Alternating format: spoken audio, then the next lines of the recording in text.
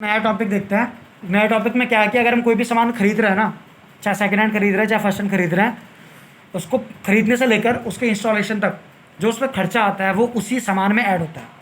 Suppose करो कि ऐसा है कि purchase building for 1 lakh rupees, क्या बोला मैंने, purchase building for 1 lakh rupees, ठीक है, and paid installation charge 20,000 rupees, ठीक है, एंड कैरेज 10,000 रुपीज़, ठीक है ना। तो क्या हुआ, ये मशीन खरीदी हमने, तो आया क्या हम पे, मशीन आई, तो मशीनरी अकाउंट डेबिट हो जाएगा, ठीक है, और उसमें जो खर्चा हुआ है वो भी मशीनरी में ही जुड़ जाएगा। समझ रहे हो क्या बोल रहा हूँ, क्लियर हो गया। उस पर कैरेज का जो खर्चा हुआ और किसका खर्चा हुआ था, कैरेज का खर्चा था और इंस्टॉलेशन का खर्चा हुआ था। 1 लाख की मशीन थी प्लस 20,000 रुपये उसका था प्लस 10,000 रुपये, तो कितने की होगी टोटल मशीन, 1,30,000 रुपये की, 1,30,000 रुपये की मशीन हमें पड़ गई। लॉजिक समझ आया वाला, ठीक है। हमने क्या दिया, सपोज करो कि हमने मशीन का पेमेंट करा वो करा चेक से, और बाकी जो किया वो किया कैश से, तो 2 बैंक अकाउंट और 2 कैश अकाउंट, दोनों आ जाएगा दोनों। बैंक से तुमने 1 लाख रुपए दिए और 30,000 रुपये बाकी हमने दिया कैश में। ये वाला लॉजिक समझ आया सबको। पर अगर क्या बोलते हैं, हम उस गुड्स का मैं नाम नहीं दिया होगा, अगर उस गुड्स का क्या नहीं दिया होगा, नाम नहीं दिया होगा, तो उस पर जो खर्चा लगेगा, उस पर जो क्या लगेगा, खर्चा लगेगा, जैसे कैरेज, वो अलग से दिखाएंगे। क्या दिखाएंगे, अलग से दिखाएंगे। समझ आया। जैसे मैंने कहा purchase goods from Ram and carriage inward 5,000 rupees, तो उसमें आएगा purchase account debit, carriage inward account debit to cash. समझ आया क्यों अलग से आया, क्योंकि हमें सामान का नाम नहीं पता ना भाई, तो हम किस सामान में जोड़े उसे। लॉजिक समझ आया इतना, ठीक है। और हाँ, अगर हमने सामान ऑलरेडी खरीदा हुआ है, चाहे सेकंड हैंड है चाहे फर्स्ट हैंड है, खरीदा हुआ है, और उसके 2 या 3 दिन बाद उसी टाइम अगर उसी टाइम खर्चा होगा तो उसी सामान के साथ जुड़ेगा। अगर उसके 1-2 दिन बाद या कुछ दिन बाद खर्चा होता है तो वो खर्चा क्या नाम आता है, ना कि उस सामान का नाम। समझे।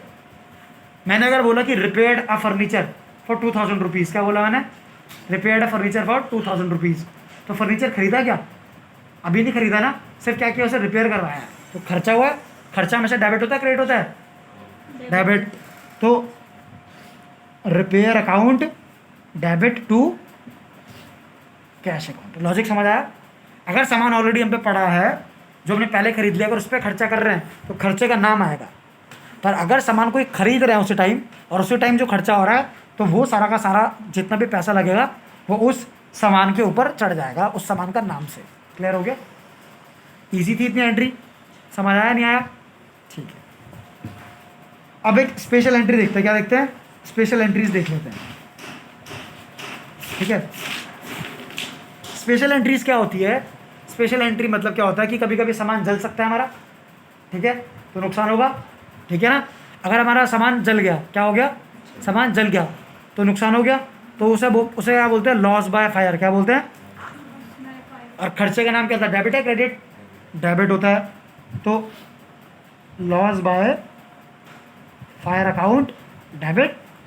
बदले में हमसे कुछ गया, जब सामान जल गया तो चला गया हमसे कुछ, क्या गया, सामान गया, सामान सेल तो नहीं हुआ ना, क्या हुआ है, सामान जल गया तो चला गया। कौन सा सामान चला गया, जो हमने परचेज किया था, क्या क्या था, तो इस केस में क्रेडिट में आता है परचेज अकाउंट, क्या आता है, समझ गए। पहली बार हमारा यहाँ पे सेल्स मतलब नहीं आया है और परचेज क्रेडिट में आया है पहली बार। कब आता है, कि जब सामान हम बेचते नहीं है, क्या नहीं करते, बेचते नहीं है, फ्री में कोई लेके चला जाता है या हमसे सामान चला जाता है, जल जाता है, तब परचेज आएगा यहाँ पे। क्लियर हो गया। परचेज को लिखा हमने क्योंकि परचेज किया हुआ सामान जला है, बिका नहीं है सामान। क्लियर हो गया।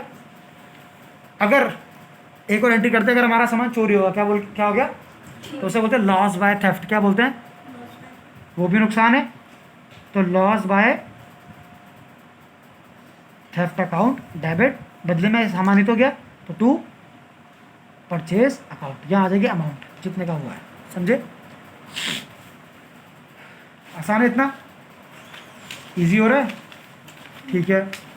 अब नेक्स्ट क्या है कि हमने गुड्स सैंपल दे दिया, क्या दे दिया, ऐसा सैंपल दे दिया, तो हमसे क्या गया, सामान गया, ठीक है, और सैंपल के लिए दिया तो मतलब हमने एडवर्टीजमेंट किया है, तो एडवर्टीजमेंट में खर्चा हुआ है, तो खर्चे का नाम डेबिट होता है, एडवर्टीजमेंट एक्सपेंस अकाउंट डेबिट, बदले में क्या गया, सामान गया, तो टू परचेज। इतना क्लियर हो रहा है नहीं हो रहा? ठीक है, हमने चैरिटी कर दी, क्या कर दी, चैरिटी करी है तो नुकसान हुआ कहीं ना कहीं, तो नुकसान का नाम क्या है, चैरिटी। ठीक है, तो चैरिटी अकाउंट डेबिट टू, सामान क्या गया हमसे, परचेज किया हुआ सामान चला गया, सेल नहीं हुआ, सेल थोड़ा ना करा, भेजा थोड़ा ना, दिया है। इतनी एंट्री क्लियर हो गई, आसान था इतना। ठीक है, अब यहाँ पे एक चीज़ नोटिस करो, अगर मान लो हमने इंश्योरेंस करवा रखा है, क्या करा रखा है, इंश्योरेंस करवा रखा है इसका, आग का, फायर का करा रखा है हमने इंश्योरेंस। ठीक है, मान लो हमारा सामान जल गया था 10,000 का, कितने का जला था, 10,000 का हमारा सामान जला था, इसमें से हमने 60, ठीक है, हमने इंश्योरेंस करा रखा था, क्या करा रखा था, और 60% क्लेम हुआ, कितना परसेंट क्लेम हुआ, 60% क्लेम हुआ। तो अब यहाँ पे नोटिस करो इसकी अगली एंट्री क्या आएगी। ठीक है, जब यहाँ पे क्या बोलते हैं, हमने क्या कर दिया, हमारा सामान जल गया, ठीक है, हम उसका इंश्योरेंस करवा रहे हैं ना, तो किस चीज़ का इंश्योरेंस करा रहे हैं, लॉस बाय फायर का करा रहे हैं, तो यहाँ पे डेबिट था ना, अब क्या हो जाएगा, क्रेडिट, क्या हो जाएगा, क्रेडिट हो जाएगा। ठीक है ना, उसको क्रेडिट कर देंगे, बदले में किसको क्या ले रहे हैं, बदले में इंश्योरेंस ले रहे हैं, क्या ले रहे हैं, तो ये आएगा इंश्योरेंस, ठीक है, company account debit to loss by fire. हमेशा याद रखना लॉस बाय फायर हो जाएगा पे क्रेडिट, क्योंकि डेबिट था तो उसको न्यूट्रल कर रहे हैं, क्या कर रहे हैं, न्यूट्रल कर रहे हैं, तो उसे क्रेडिट कर देंगे। किस वजह से क्रेडिट कर रहे हैं, क्योंकि इंश्योरेंस कंपनी को दे दिया, समझे। ठीक है, कितने का किया हमने, किया तो पूरा 10,000 का ही है, 10,000 का क्लेम तो 10,000 का करेंगे ना। अब कितना परसेंट मिला है हमें, 60% मिला है, तो आया है तो बैंक चेक से मिला ना, तो बैंक अकाउंट डेबिट हो गया। किससे मिला है, इंश्योरेंस कंपनी से मिला है, कितना, 60% मतलब 6,000 मिला है। इतना आसान है, यह एंट्री पक्का समझ आ गई। ठीक है, तो आज हमने क्या क्या पढ़ा, हमने सारा का सारा आज के कितना पढ़ा हमने आज पूरा डेप्रिसिएशन वगैरह पढ़ लिया, कैश से बैंक में डलता है वो पढ़ लिया, चेक पढ़ लिया, बैड डेट पढ़ लिया हमने, ओपनिंग एंट्री पढ़ लिया पूरी। ठीक है, उससे रिलेटेड क्वेश्चन कर लिया हमने। अगर क्या बोलते हैं, हमको सामान खरीद रहे हैं, सामान खरीदते हुए अगर क्या बोलते हैं, सामान खरीदते हुए कोई खर्चा होगा तो सामान के नाम पे चढ़ेगा, नहीं तो रिपेयर वगैरह के नाम पे चढ़ेगा, जो भी होगा।